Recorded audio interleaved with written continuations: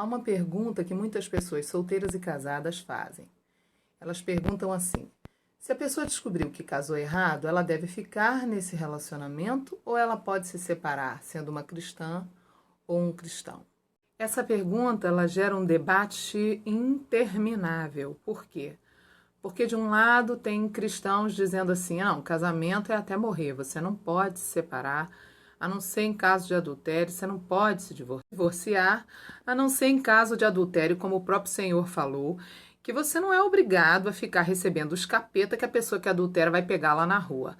Mas fora isso, não existe um texto que diz que depois do adultério você pode casar de novo. Por outro lado, tem uma linha de cristãos que diz assim: não, Deus não quer a sua infelicidade, por isso você pode casar de novo sim, apesar de não estar escrito isso na Bíblia. Você pode sim, porque Deus não quer a sua infelicidade, por isso você pode casar de novo se alguém te trair. Mas a verdade é que não está escrito isso no texto bíblico. Então o que a gente entende é que Deus permite divórcio em caso de adultério, mas não diz que você pode casar de novo. Aí é uma briga, uma discussão, um debate que não acaba, porque fica de um lado o povo dizendo que pode sim, do outro lado o povo dizendo que pode não. Enfim, e muita gente me pergunta: o que você acredita, Sara? Eu acredito, eu já compartilhei várias vezes, vou repetir mais uma vez. Eu acredito que casamento no Senhor é um casamento que você tem que levar até a morte. Por quê? Porque é um juramento diante de Deus. Porém, eu também acredito que existem exceções. E aí é que a gente abre um leque enorme. Por quê? Que tipo de exceções existem? Eu acredito que Deus julgará com juízo perfeito cada pessoa e cada situação. Deus é um justo juiz. Ele sabe quem tinha conhecimento dos princípios, quem não tinha, quem foi enganado, quem não foi, quem foi rebelde, quem não foi. Entendeu? Ou seja, gente, eu acredito que cada caso é um caso, porque Deus sabe de tudo. Ele sabe quem realmente não tinha os conhecimentos para fazer a escolha certa, quem foi enganado, quem caiu em cilada, entendeu? Agora, quando uma pessoa me pergunta: Sara, eu casei errado, não tô bem, não sou feliz no meu casamento, o que eu faço? Aí é outro assunto. O que fazer quando você descobriu que encalhou? Se você se converteu a Deus, mas eu me casei antes de conhecer a Deus, mas agora você se converteu, agora você quer agradar a Deus, em primeiro lugar, não cogite a palavra divórcio por qualquer coisa, essa palavra é proibida num casamento. E para quem que você está fazendo isso? Você não está fazendo isso pelo seu marido, pela sua mulher, agora você está fazendo isso porque você tem um relacionamento com Deus a partir de agora.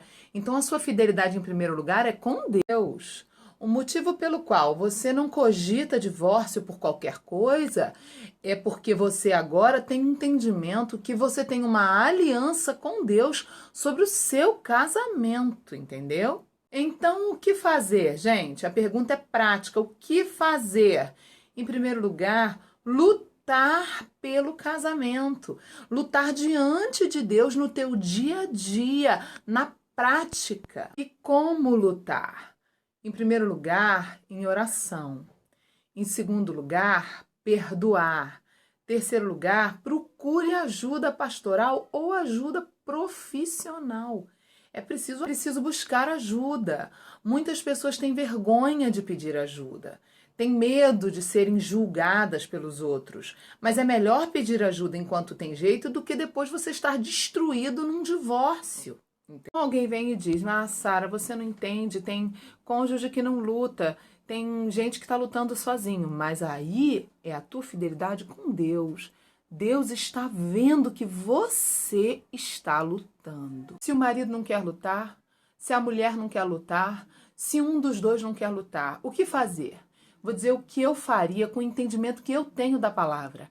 Eu continuaria lutando até o último minuto. E quando é o último minuto?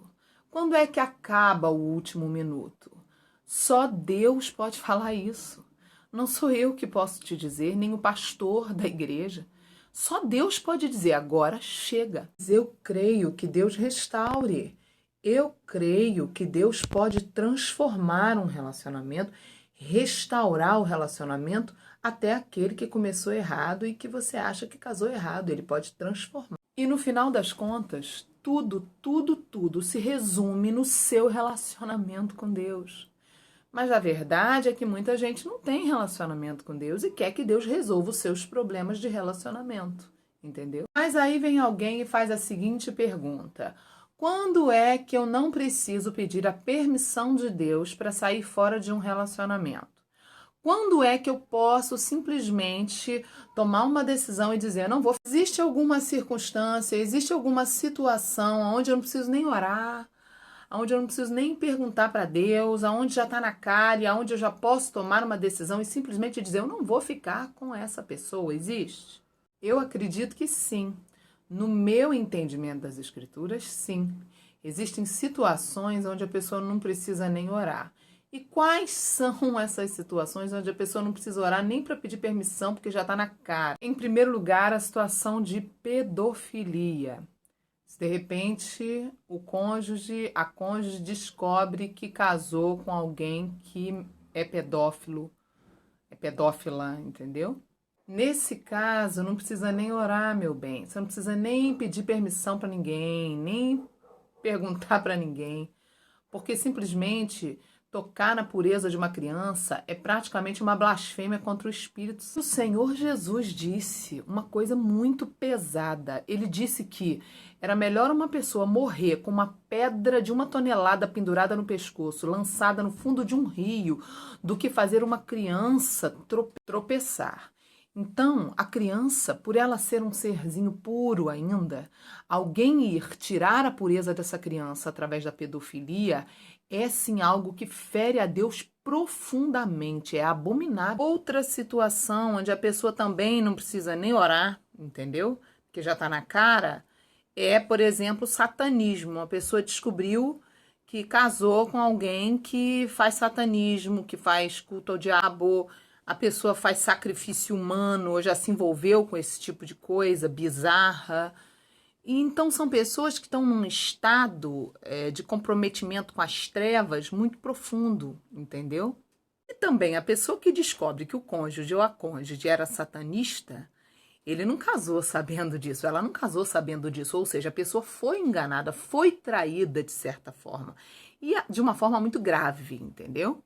Outra situação óbvia, que uma pessoa não precisa nem orar pedindo permissão a Deus para sair fora, é quando essa pessoa está correndo um risco de vida, risco de perder a vida, risco de morte, seja por transmissão de doença venérea, seja por agressão física. Essa pessoa não pode continuar em um relacionamento onde ele corre o risco de morrer.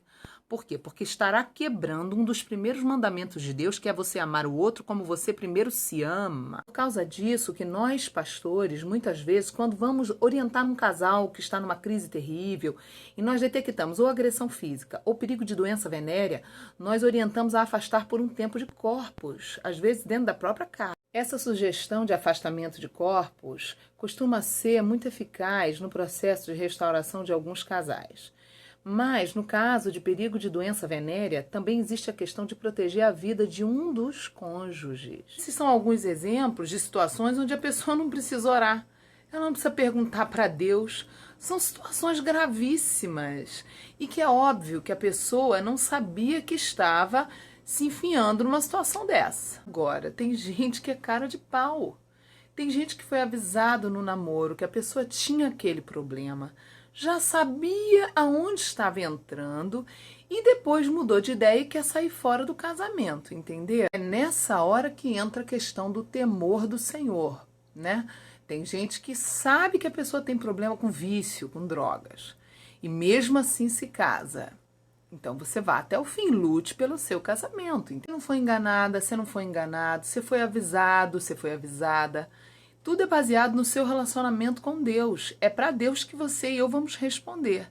E é aí que a gente tem que ter o nosso parâmetro de relacionamento. Nosso parâmetro de relacionamento familiar, pessoal, íntimo, emocional, sentimental, tem que estar diretamente ligado ao nosso relacionamento com Deus.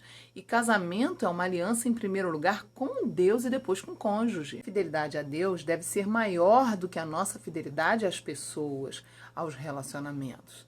E a fidelidade nos relacionamentos, ela pode ter um limite. A de Deus, não. A com Deus, não. Você tem que ter uma relação eterna com Ele. Um ótimo exemplo disso é aquela mulher, por exemplo, que se converteu. Ela sempre foi super fiel ao marido nos programas, nas programações, ia sempre com ele e ele com ela em todas as programações, e baladas, e carnavais, e etc, etc. Até que quando ela se converte, ela já não tem mais prazer nesse tipo de programação. E o prazer dela é estar na casa do Senhor, na obra do Senhor, se envolver com as coisas da igreja. E o marido se levanta contra, dizendo, não quero que você vá. E aí, como ela deve ceder? Ela deve dizer ao marido o seguinte, olha, meu bem, hoje a minha felicidade, a minha plenitude, você ter uma mulher de bom humor em casa, depende diretamente de eu estar em comunhão com o meu Deus. Entenderam? Ou seja, o marido não tendo conhecimento da palavra, não vai entender se ela disser, Deus está na tua frente. Não é assim, Deus vem antes de você. Tem que dizer de outra forma, mas tem que afirmar isso para que o mundo espiritual entenda que Deus vem acima do seu marido. Ou seja, gente, você casou, você tem que lutar pelo seu casamento, entendeu? Você não pode casar para depois, vou ver se vai dar certo. O casamento é a maior decisão da sua vida. Não case com pressa, não deixe ninguém te aprender. Não se case com uma pessoa que em todo o namoro de vocês beijaram na boca. Vocês não se conhecem. Você precisa ter um tempo sem contato físico para realmente saber quem a pessoa é. A justiça de Deus, ela é muito séria em relação às nossas escolhas. O que adianta uma pessoa agora casado, vivendo, sofrendo, tendo que passar um aperto para restaurar o casamento, mas lá na época do namoro não aceitava essas dicas. Na época do namoro, rejeitava todos esses ensinos, dizia que isso era besteira. Agora está sofrendo no casamento. Então, tem que lutar, gente. Tem que lutar pelo casamento, gente. Se você é um cristão, você tem que lutar. O divórcio é um outro problema. Quer dizer, se a pessoa acha que casou errado e agora ela cometeu um erro, outro erro não vai resolver esse problema do seu casamento. Então, gente, finalizando, você que está acompanhando tudo que eu falei aqui hoje, preste atenção nisso. Se você casou no Senhor, a não ser que seja aqueles casos que eu mencionei gravíssimos, não sendo aqueles casos, lute pelo seu casamento. Não abra mão do seu casamento. Vá diante de Deus diariamente em oração, vá buscar direcionamento e Ele vai te honrar.